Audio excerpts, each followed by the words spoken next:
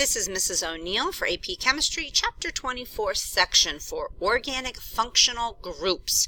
So your objective is to be able to recognize specific functional groups because they are a specific group of atoms that are put together. And of course, then you're going to have to be able to classify them.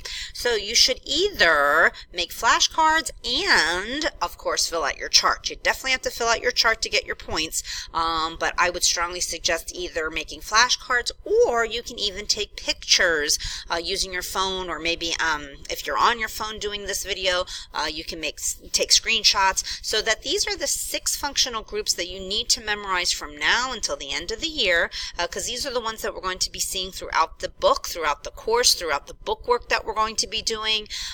Especially alcohols you're going to see a lot of, carboxylic acids you're going to see a lot of. But these are 6 out of the many functional groups that you're going to need to see. So I'm going to show you some examples, and this R means carbon, either one or a chain of carbons. So that R could mean as long it's connected to a carbon, and then from there on, though, it could be connected to 1 carbon, 2 carbons, 3 carbons, or whatever. So in your chart, this is what's considered an alcohol. So pause the video and make sure you're writing everything in there. Notice over here, methanol is what you should be telling me if I'm asking you to name this particular functional group, methanol. So why is it methanol? Well, there's 1 carbon and there's an OH attached to it. That OH is an alcohol group, so it's methanol. Now, the common name, or most chemists might call this methyl alcohol. So instead of methanol, they might say methyl alcohol to also tell you what it is. So here are some examples of alcohols. Now this you don't have to write down, but I just wanted to show you where that functional group might be. So again, an OH means that it's an alcohol. This would be attached to 1 carbon, or that R group, and this would be attached to 2 carbons. So again, that R group. An ether. Now an ether is a oxygen that's in between 2 carbon chains. So you're going to see an R group over here and an R group over here. It doesn't mean that it's only 2 carbons. So again, this is dimethyl ether. So it's an ether group because you have an oxygen single bondedly to 2 carbon atoms. So you have your 2 unpaired shares of electrons. That's going to be really important, so make sure that you write that in there, those unpaired shares of electrons. However, it's called dimethyl because here's our ether group, and you have 2 methyl groups. Now if you had a methyl group on this side and let's say an ethyl group on this side, 1 carbon chain versus like 2 or 3 carbon chain, then the name would be different. What you really need to know right now is that you have an oxygen in the middle of 2 carbons, and that's an ether group. You're not really going to have to know how to name these functional groups per se, but you're just going to see a lot of these structures, and I don't want you to go into doing some bookwork and go, what the heck is this molecule? And even on your free response questions on the AP exam, a lot of times they will use organic molecules as their questions. They'll give you the molecules, they'll give you the structures of the molecules, they probably might even give you the name of that organic molecule. But I don't want you to just be like, oh, I've never seen this before. So that's why I'm showing you these. And of course, here's some other examples of what an ether would look like. Again, that oxygen with your 2 pairs of electrons, and an R group here and an R group here. And why does this R kind of like an apostrophe here? Because this is really 1 R group that could be 1, 2, 3 C's, and this is a different R group, again, that could be 1, 2, or 3 C's. So again, here's some different ways that you might see it.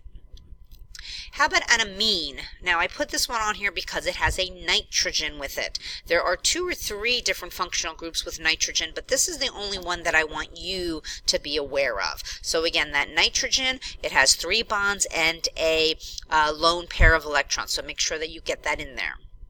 And here are some examples. Again, that N, that amine functional group has that pair of electrons, but it's attached to 3 different things. So again, it could be attached to 2 H's and a C, but that is one thing to remember. If this was just a normal H, then guys, that would be ammonia.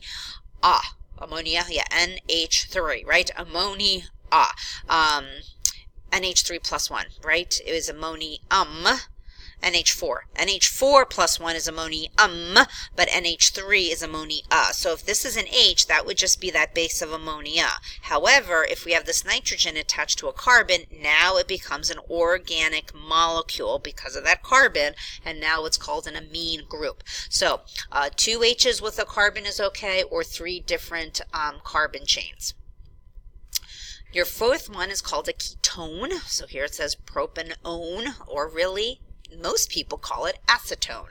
So now what's the difference here? Well, the oxygen is actually coming off of the carbon chain. So it's actually 3 carbons, right, with a double bonded oxygen. And again, you have those lone pairs. So please make sure you put those lone pairs on your oxygens. Very, very important. So again, and here's some examples. So we have 3 carbons with the oxygen coming off of it, or again, any carbon chain here, any carbon chain here. But your lowest amount of carbons would be 3 carbons, and that's why they give it the common name of acetone. Number 4 is carboxylic acid, and when we get to the acid chapter, this is going to be really important because you're going to see organic compounds a lot. There's a lot of acids out there that are organic. Why are they organic? Because you have this carboxylic acid group. Again, please remember those single pairs of electrons there, but you have it attached to a carbon or a carbon chain. So because of that carbon chain that it's attached to, it is considered a carboxylic acid group. Okay, so it's a C. Again, has to be one of the end C's, double bonded O, OH. So the OH looks like an alcohol, but when you put that double bond O in there, it is now considered an acid, or a carboxylic acid. So again, this one you're going to see a lot. Acetic acid is a weak acid that we're going to be dealing with a lot, especially when we get to the acid chapter. So I want you to be aware of it now, and of course we're going to bring it back to your attention later on. So here are some great examples of organic acids. So here's our carboxylic acid group, and if you look at each of these, they all have a carboxylic acid group attached to it. Look at this. This is the real name, I should say, for aspirin. Pretty interesting. And again, there's that acetic acid that's really, really common. And an ester, different than an ether. An ester is similar but different. So again, we have this carbon attached to a double bonded O, attached to an O, single bonded, but then another carbon. So instead of an H here, like you just saw for the carboxylic acid group, now we have another carbon group. Okay, so that's a little different there. So be aware of that. And of course, here's some examples of esters. And again, those are just means that it could be any chain length of carbons. Okay, so hopefully you've made your flashcards or taken pictures or something to memorize these 6 functional groups. Hint, hint, hint. And you should have watched this first. This should be your first video you watch.